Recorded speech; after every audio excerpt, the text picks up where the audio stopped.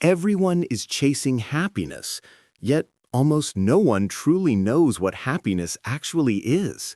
We spend our lives pursuing something we never really understood.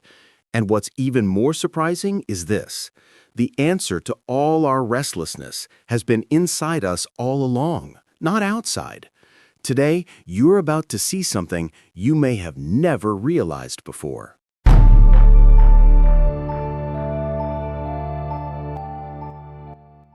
Happiness is a longing shared by all human beings. There is no one who doesn't want it. We search for it, chase it, and even sacrifice so much just to feel it. Yet in reality, only a few ever experience happiness the way they imagined. And even stranger, most people never stop to ask what happiness actually is. It's like running toward a destination without knowing where that destination is.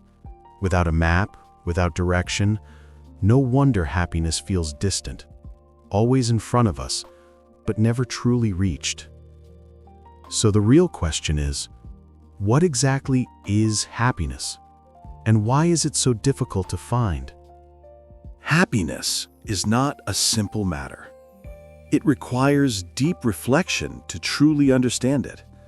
Yet most people settle for the superficial, the common instant definitions the world has taught them. For many, happiness means finally obtaining what they desire: a partner, wealth, status, or certain achievements, as if happiness always lies behind something to be acquired. But in reality, even after all those things are attained, happiness still doesn't appear. In fact, what we obtain often becomes a new source of anxiety, bringing pressure, emptiness, and sometimes even deeper stress. So, if that isn't happiness, what is it that we're really seeking? Happiness is deeply connected to our emotions, and our emotions are directly shaped by the state of our inner self. That's why true happiness is determined mainly by what happens within us, while everything outside is only an addition. Psychologists say the same thing. Daniel Kahneman, a Nobel laureate, explained that happiness is what we feel, not what we have. In other words, happiness comes from inner experience, not external possessions. In general, the human condition is shaped by two major aspects: the physical aspect, our body, and the non-physical aspect, our inner self or soul. To understand happiness properly, we need to look at these two aspects one at a time. Let's begin with the physical aspect.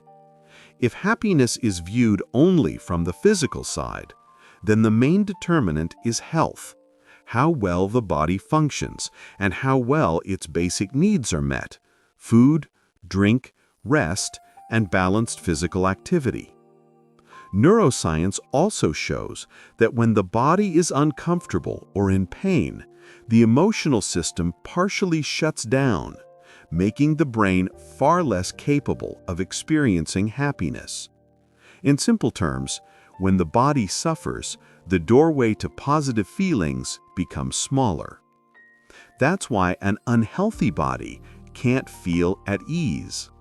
And when the body isn't at ease, the beauty of the outside world becomes difficult to enjoy. The most delicious food, the finest drink, even breathtaking scenery, none of it feels meaningful when discomfort dominates our awareness. Physical discomfort naturally breeds restlessness, and restlessness is what distances a person from the inner space we call happiness. From our understanding of the body, we can see that happiness is actually a result, a natural outcome, of a state approaching perfection. When the body functions in harmony and completeness, comfort arises. And from that comfort, happiness follows. Only in this state can external factors enhance our happiness rather than try to replace it. This means physical happiness isn't something to chase outside, but something to preserve from within, by maintaining health, balance, and guarding the body from anything that disrupts it. If humans were nothing more than a physical body, then health alone would determine happiness. But the body has limits that cannot be avoided. At a certain age, it begins to age.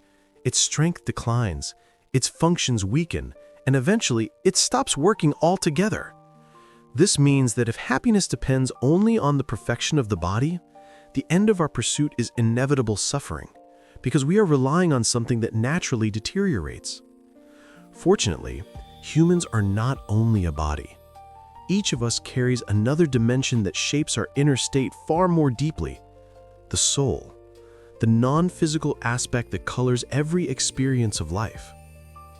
Even a strong and healthy body can suddenly weaken, become disturbed, or fall ill because of emotional shock. A person may be perfectly fit, but after heartbreak or a significant loss, they may experience insomnia, loss of appetite, or even physical symptoms that appear out of nowhere. Modern psychology describes this as the psychosomatic effect, the mind influencing the body. Dr. Gabor Mate explains it clearly. The body always responds to the state of the mind. On the other hand, some people may be sick, weak, or physically limited, yet still feel calm, peaceful, and even happy. This happens because their inner self has matured and become steady. Neuroscientist Richard Davidson calls this emotional resilience, the ability of the inner self to remain stable even when the body or environment changes. All of this shows that the power of the human soul goes far beyond the physical. A soul that approaches inner harmony becomes more stable, calmer, and less shaken by external events.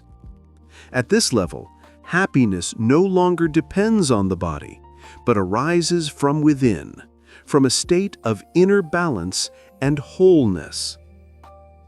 It becomes clear then that true happiness arises from a soul that has been fully developed. When the inner self reaches a state of maturity and wholeness, it naturally produces a deep sense of comfort. And from that comfort comes calmness, resilience, peace, and an inner stability that is not easily shaken, not even by the condition of the body. All of these qualities ultimately converge into what we call happiness. While the human body inevitably declines with age, its strength fading, its functions weakening, a mature and perfected soul does not follow that trajectory. It is not damaged by time, it does not grow old, and it possesses the capacity to rise above the limitations of the body. This is where the essential difference lies. The body weakens, but a perfected soul grows stronger. And from that strength, true happiness finds its foundation. If the body has a first womb, where it is formed until it becomes a human being, then the soul also has a second womb, which is this world and all of life itself. This is the space where the inner self grows, where our true character is shaped, and where our capacity for real happiness is formed. In the first womb, the body is created: bones, organs, nerves, and the entire physical structure. But in the second womb, the soul is shaped. Its maturity, tranquility, wisdom, and its ability to experience true happiness.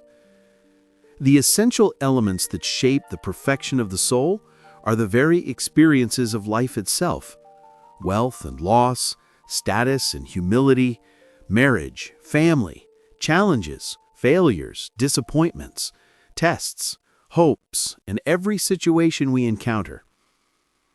Each experience becomes raw material for the growth and refinement of the inner self. Therefore, if the events of life lead us toward deeper understanding, greater wisdom, and better character, then the soul is moving toward its completion. If life's challenges produce anger, arrogance, decay, or despair, then the soul is moving toward ruin. This means true happiness does not need to be searched for outside. Its potential already exists within us. Our task is simply to activate it through the process of inner refinement that happens in the midst of everyday life. This direction is clearly outlined in divine revelation. In Islam, God says, "By the soul and the one who perfected it." Quran 91 verse 7, Ash-Shams, affirming that the soul was created to be perfected. He is the one who created death and life to test which of you is best in deeds. Quran 67 verse 2, Al-Mulk, showing that life itself is the arena of growth, of testing, of inner refinement. It becomes clear then, true happiness comes from the perfection of the soul.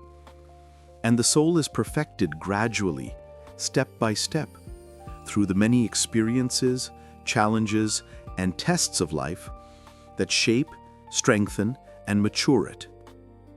And perhaps this leads to one final essential question. If true happiness comes from a perfected soul, how can the challenges we face every day become forces that refine our soul instead of breaking it? We will explore the answer in the next video, because that is where real transformation begins.